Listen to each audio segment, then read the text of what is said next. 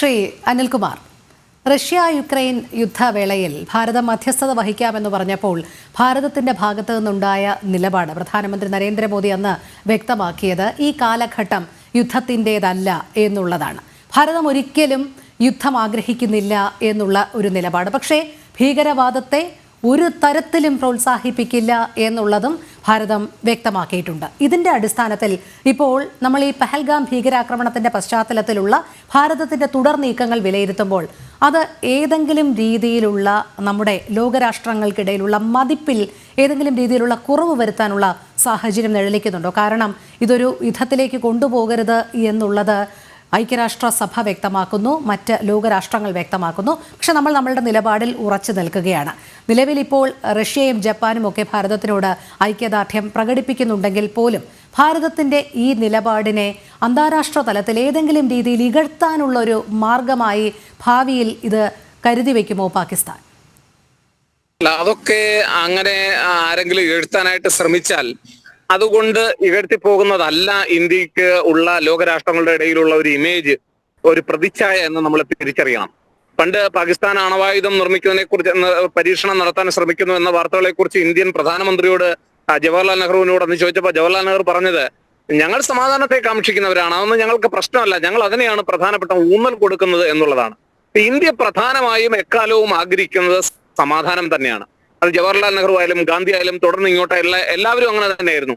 ഒരു സമയത്ത് പാകിസ്ഥാനെ നമ്മൾ ഈ ഭരിക്കുന്ന BJP സർക്കാർ ഇരിക്കുന്ന സമയത്ത് തന്നെ കേന്ദ്രത്തിൽ അവര് പൂർണ്ണമായും അല്ലെങ്കിൽ അവരുടെ മന്ത്രിമാരുള്ള സമയത്തൊക്കെ തന്നെ പ്രധാന ജനതാ പാർട്ടിയുടെ പ്രതിനിധിയായി മന്ത്രിയായിരുന്ന സമയത്തൊക്കെ നമുക്കറിയാം, അന്നൊക്കെ അവർ പാകിസ്ഥാനുമായി ഏറ്റവും മികച്ച ഒരു ബന്ധം ഉണ്ടാക്കിയെടുക്കുവാനാണ് പരിശ്രമിച്ചിട്ടുള്ളത്. നമുക്കറിയാം, ഒരു സമയത്ത് ലാഹോർ ബസ് യാത്ര നടത്തിക്കൊണ്ട് നമ്മൾ പാകിസ്ഥാനുമായി മെച്ചപ്പെട്ട ഒരു ബന്ധം വാർത്തെടുക്കുവാൻ ശ്രമിച്ചപ്പോൾ യഥാർത്ഥത്തിൽ എന്താണ് സംഭവിച്ചതെന്ന് നമ്മൾ മനസ്സിലാക്കണം. അന്നവർ പ്രതികരിച്ചത് അതിർത്തിയിൽ നുഴഞ്ഞു കയറിക്കൊണ്ടാണ്, കാർഗിലിൽ യുദ്ധം സൃഷ്ടിച്ചുകൊണ്ടാണ് എന്നുള്ള കാര്യം നമ്മൾ മറന്നു പോകരുത്. അതുകൊണ്ട് തന്നെ നമ്മൾ പല പ്രാവശ്യമായി പാകിസ്ഥാനോട് ആവശ്യപ്പെട്ടതാണ്, ഞങ്ങൾക്ക് പലതും ചെയ്യാൻ കഴിയും, പക്ഷെ ഞങ്ങൾ അതൊന്നും ചെയ്യാത്തത് അവിടുത്തെ ജനതയെ ആഗ്രഹിച്ചുകൊണ്ടാണ്. പാകിസ്ഥാൻ എന്ന് പറയുന്ന അയൽ രാജ്യം, ഇന്ത്യ എപ്പോഴും അയൽ സുഹൃത്തുക്കൾ നന്നായി ഇരിക്കണം എന്നാഗ്രഹിക്കുന്ന ഒരു രാജ്യമാണ്. അത് ഏത് രാജ്യത്തോടായാലും ഇന്ത്യയുടെ സമീപനം എടുത്ത് നോക്കിയാൽ മനസ്സിലാവും. ഒരിക്കലും ഒരു ബിഗ് ബ്രദർ ആറ്റിറ്റ്യൂഡ് അല്ലെങ്കിൽ ഒരു ബിഗ് ബ്രദർ ആണ് ഞങ്ങൾ എന്നുള്ള ഒരു സമീപനം ഇന്ത്യ വെച്ച് പുലർത്തിയിട്ടില്ല. പക്ഷേ അത് അങ്ങനെയാണെന്ന് വരുത്തി തീർക്കുവാൻ ചൈന ഉൾപ്പെടെയുള്ള രാജ്യങ്ങൾ പരമാവധി പരിശ്രമിക്കാറുണ്ട് എന്നുള്ളതാണ് യാഥാർത്ഥ്യം. എന്തായാലും ഒരു കാര്യം ഉറപ്പാണ്, ഇന്ത്യയെ സംബന്ധിച്ചിടത്തോളം ഇങ്ങനെ ഏതെങ്കിലും ഒരു നടപടി എടുത്താൽ, പ്രത്യേകിച്ച് നമ്മൾ എന്താ ചെയ്തത്, ആദ്യം തന്നെ പലതരത്തിലുള്ള വാണിംഗ് പാകിസ്ഥാന് കൊടുത്തു കഴിഞ്ഞു.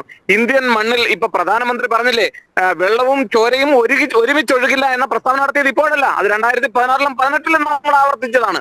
അപ്പൊ അതുകൊണ്ട് ഈ പ്രസ്താവനകളൊന്നും പൊടുന്നനെ ഉണ്ടായ പ്രസ്താവനകളല്ല എന്ന് ആലോചിക്കണം. പാകിസ്ഥാന് പരമാവധി അവസരങ്ങൾ നമ്മൾ കൊടുത്തു.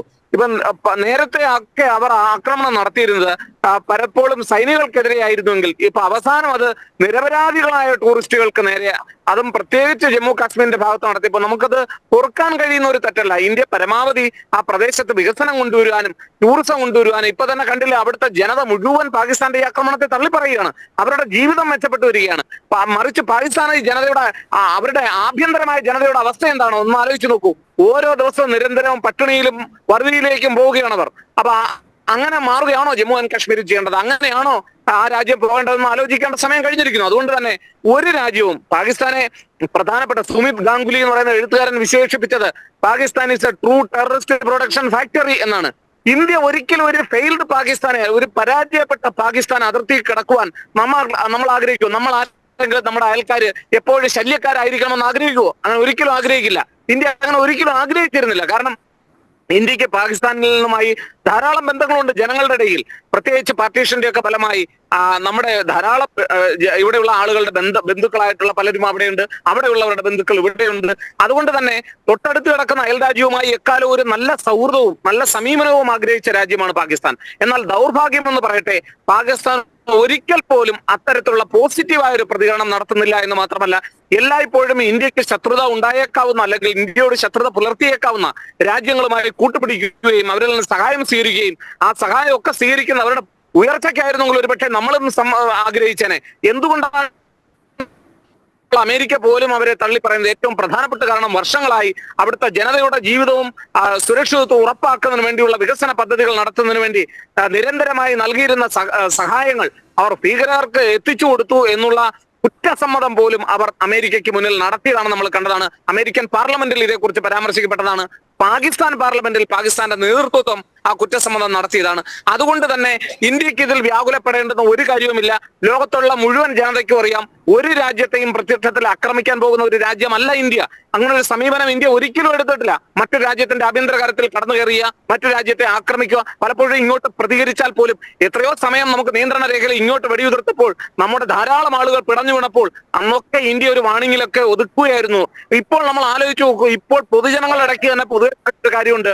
ലോകത്തുള്ള മറ്റുള്ള എല്ലാ രാജ്യങ്ങൾക്കും അവരുടെ പൗരന്മാർ പ്രധാനപ്പെട്ടതാണ്. അവർ പിടഞ്ഞു വീണാൽ ആ രാജ്യം പകരം ചോദിക്കാനുണ്ടാവും.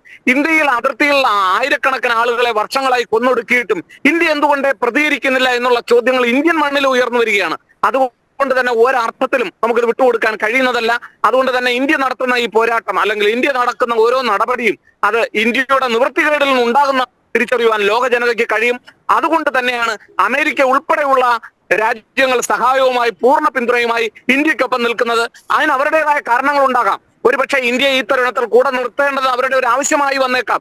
എങ്കിലും ഒരു ഭീകരതയുടെ കൂടാരമായിരിക്കുന്ന പാകിസ്ഥാനെ സഹായിക്കുന്നതിനേക്കാൾ നല്ലത് എപ്പോഴും സമാധാനത്തിനും പുരോഗതിക്കും വേണ്ടി നിലകൊള്ളുന്ന ഇന്ത്യ തന്നെയാണെന്നുള്ള തിരിച്ചറിവ് അവരെ സംബന്ധിച്ചിടത്തോളം ഉണ്ട്.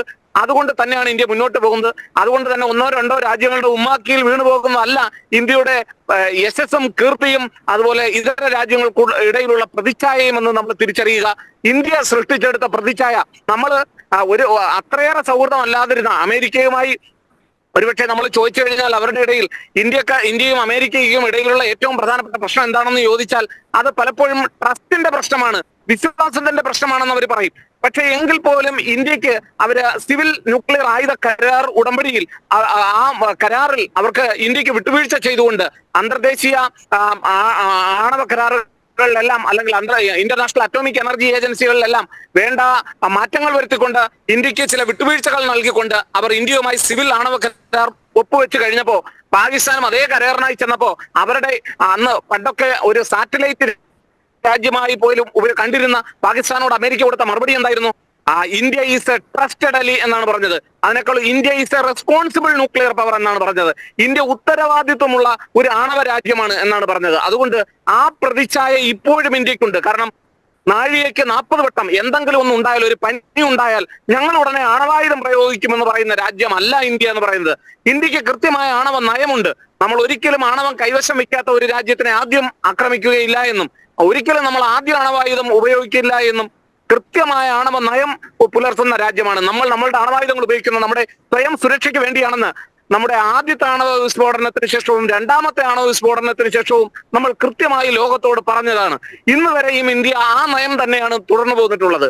അതുകൊണ്ട് തന്നെ എന്തെങ്കിലും തരത്തിലുള്ള വീൺവാക്കുകളിൽ വീണു പോകുന്നതല്ല ഇന്ത്യയുടെ പ്രതിച്ഛായ എന്നും ലോകത്തിന് മുന്നിൽ ഇന്ത്യക്ക് തീർച്ചയായും ആ പ്രതിച്ഛായ ഒളിമങ്ങാതെ ഉണ്ടാകും. അത് പാകിസ്ഥാനുമായിട്ടുള്ള ഏതു തരത്തിലുള്ള ഏറ്റുമുട്ടലിന് ഇന്ത്യ തുനിഞ്ഞാലും അതിന് വ്യക്തമായ കാരണങ്ങൾ ഉണ്ടാകും. പാകിസ്ഥാൻ എക്കാലത്തും ഭാരതത്തെ സംബന്ധിച്ചിടത്തോളം പ്രകോപനപരമായ രീതിയിലാണ് അതിർത്തിയിലടക്കം പെരുമാറിക്കൊണ്ടിരുന്നത്. അതുമാത്രമല്ല, കശ്മീരിൻ്റെ ഇപ്പോഴത്തെ ആ വികസന മുഖത്തെ അവർ ഏറെ ഭയപ്പെടുന്നുമുണ്ട്. അവിടുത്തെ ചെറുപ്പക്കാരെ ഒരുപക്ഷെ സാമ്പത്തികത്തിൻ്റെ പേരിൽ അവർ വളരെയധികം ചൂഷണം ചെയ്തിരുന്നു. അതിൻ്റെ അടിസ്ഥാനത്തിലാണ് പലപ്പോഴും ഈ ചെറുപ്പക്കാരെയൊക്കെ അവർ ഭീകരവാദ പ്രവർത്തനത്തിലേക്ക് നയിച്ചിരുന്നത്. പക്ഷേ ഇപ്പോഴത്തെ സാഹചര്യം മാറി. അതിലുള്ള ആശങ്കയും ഒരു ഭാഗത്ത് അവർക്കുണ്ട്. അതുമാത്രമല്ല, ഒരു ഭീകരാക്രമണം ഉണ്ടാകുന്നതിൽ നിന്നും വ്യത്യസ്തമായി തിരഞ്ഞുപിടിച്ച് 26 വിനോദസഞ്ചാരികളെ, അതും കൃത്യമായി മതം ചോദിച്ചു തന്നെ അവരെ നിറയൊഴിച്ചു കൊല്ലണമെങ്കിൽ ഇതിന്മേലൊരു തുടർ നടപടിയോ തിരിച്ചടിയും ഉണ്ടാകും ഭാരതത്തിൻ്റെ ഭാഗത്തു നിന്ന് എന്ന് അവർക്ക് കൃത്യമായി തന്നെ അറിയാമല്ലോ. അപ്പോൾ അങ്ങനെ ഒരു പ്രകോപനം മനഃപൂർവ്വമായി സൃഷ്ടിച്ചതാണോ? കാരണം ആ 26 പേരും ഭാരതത്തിൻ്റെ വിവിധ സംസ്ഥാനങ്ങളിലെ ഓരോരോ മുഖങ്ങളായിരുന്നു. ഇങ്ങ് തെക്കേ ഇന്ത്യ തൊട്ട് അങ്ങ് കശ്മീർ വരെയുള്ളവരായിരുന്നു ആ പിടഞ്ഞു വീണ് മരിച്ചത്. അപ്പോൾ അതിൽ കൃത്യമായൊരു ബോധ്യം അവർക്കുണ്ടായിരുന്നോ? ഇതിലുള്ള ഒരു തിരിച്ചടി, അത് ചൂഷണം ചെയ്യാം, ഭാരതത്തിൻ്റെ ഒരു വളർച്ചയ്ക്ക് താൽക്കാലികമായിട്ടെങ്കിലും എവിടെയെങ്കിലും തടയിടാം എന്നുള്ള ഒരു ചിന്താഗതി അവർക്കുണ്ടായിരുന്നോ ഈ ആക്രമണത്തിൽ?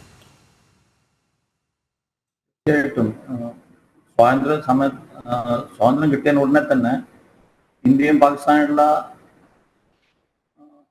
ഇടപാട് പല യുദ്ധങ്ങളൊക്കെ കഴിഞ്ഞ് നമുക്കറിയാം. പക്ഷെ കൂടുതൽ 1980 ശേഷമാണ് മിലിറ്റൻസി അല്ലെങ്കിൽ ടെററിസം എന്ന ഒരു കാര്യം കാശ്മീരിൽ ഒരുപാട് കൂടിയത്. അന്നൊക്കെ നമ്മളോട് ഡിപ്ലോയിഡ് കാണുമ്പോൾ ഏറ്റവും പീക്കായത് 80s 90s ആ സമയത്ത് തന്നെയാണ് കാശ്മീരിൽ നിന്ന്, ജമ്മു ആൻഡ് കാശ്മീരിൽ നിന്ന് അവിടുത്തെ ഹിന്ദുസ് മറ്റുള്ള സ്ഥലങ്ങളിലേക്ക് പലായനം ചെയ്തതും.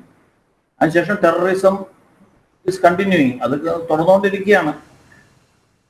അത് അവരുടെ ഒരു 71 വാറിന് ശേഷം അവരുടെ ഒരു അജണ്ടയും കൂടിയായിരുന്നു, to bleed India by 1000 cuts എന്നുള്ളത്. അത് നടത്തി വരുന്നു.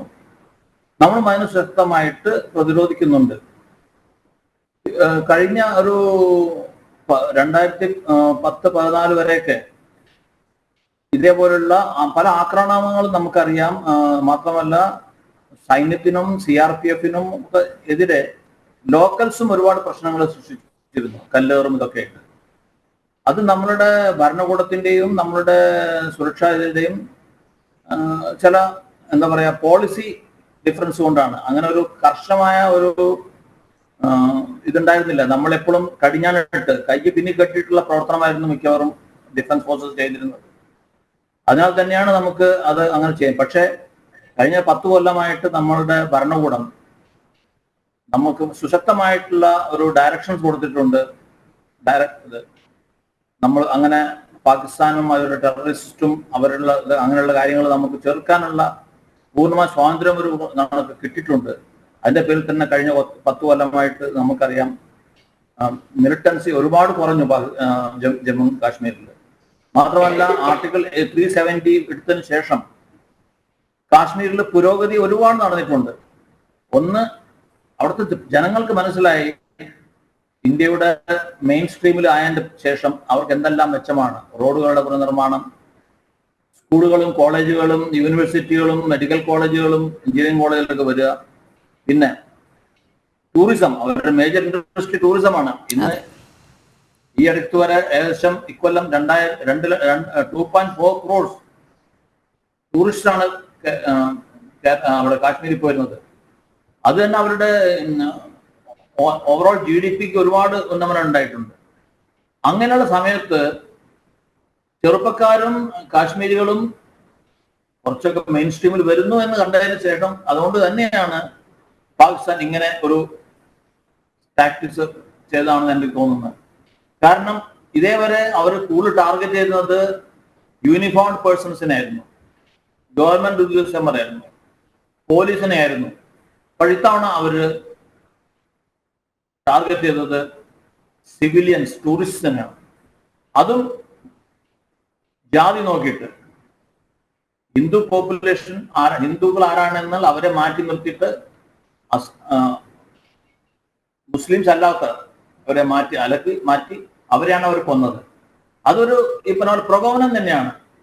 കാരണം അവരുടെ ഉദ്ദേശം ഈ JNK-യിൽ വരുന്ന പുരോഗതി തടഞ്ഞ് ഒരു ഹിന്ദു മുസ്ലിം ഡിസ്പ്യൂട്ട് ഉണ്ടാക്കി ഒരു പ്രശ്നം ഉണ്ടാക്കാനാണ് അവർ ശ്രമിക്കുന്നത്. അതെ, തീർച്ചയായും അത്തരത്തിൽ തന്നെയാണ്.